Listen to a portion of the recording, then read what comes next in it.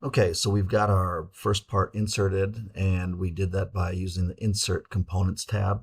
The other way that we can insert a part is if we look down here, since SolidWorks is Windows-based, we can open our File Explorer, and if we click on that, we get this window to pop up, and if you choose the location where you save that zip file and you opened it that have all the parts in it, should look something like this, and you can have it either in list form, or we could change the view, and we could go to we'll try large icons, and that does not look any better. So typically these would show a small window sized image of the part, but because these parts are still saved in an old SolidWorks version, it's not showing them on here. But um, what we're going to do is we can take this, and if we're going to use the spider, I can take this and I can drag over into my SolidWorks environment. So that's another way to do it. And then we can either minimize this or close this.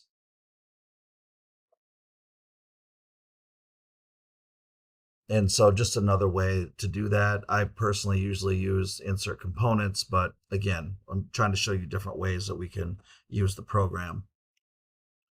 Okay, so let's introduce a mate to this. And so we're going to click mates. And it didn't select one. Sometimes it will. Sometimes when you bring it apart like this, it'll select an edge. And if it did that for you, we do not want that. And so we're going to select this cylinder, the inside of the cylinder.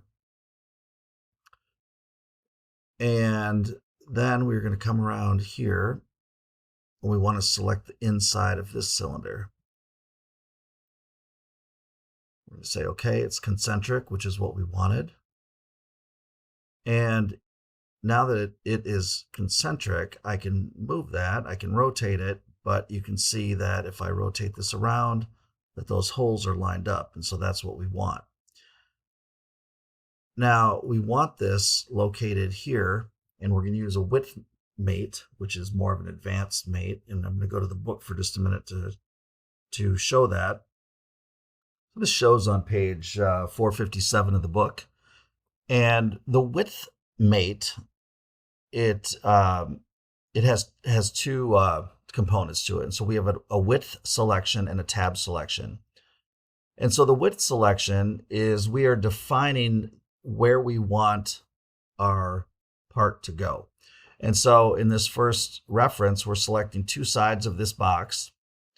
And then for the tab selection, we're basically defining the width of the component that we want inserted into the bigger space.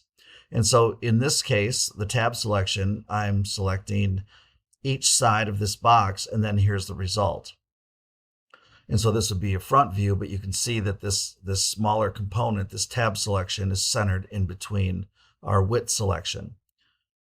The other two options here is I define the width, the space, and then, for example, a cylinder, if we make a single selection on the diameter of that cylinder, we're going to get a result like this.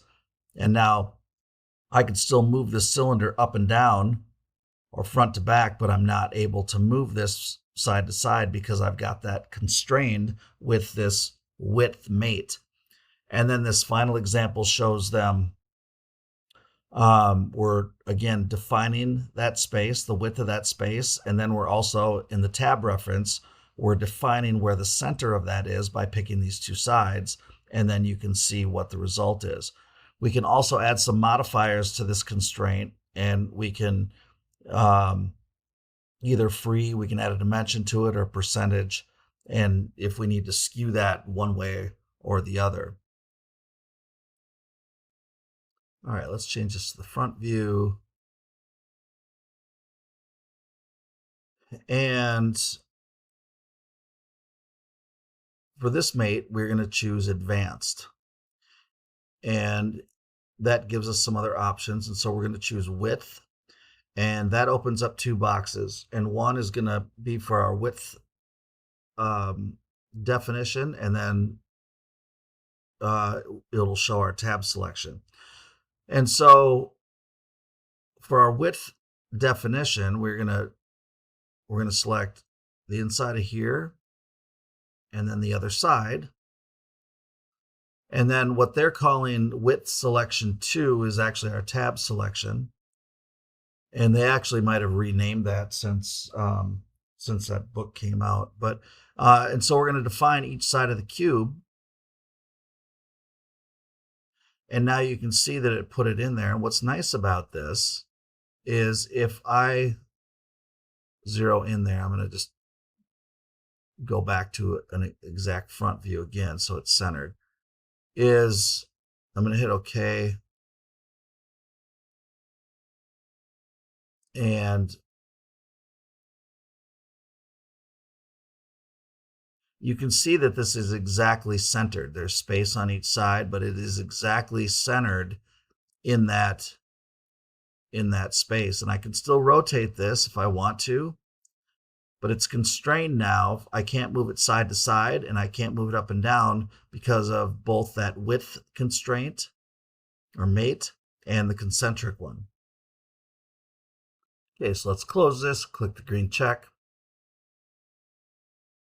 So if we look up here, we've talked about our mates folder before, but if I open up the spider, I've also got a mate folder just for that. And if we just take a look at that real quick, it looks a little bit different than the one in the mate folder, but it's the same.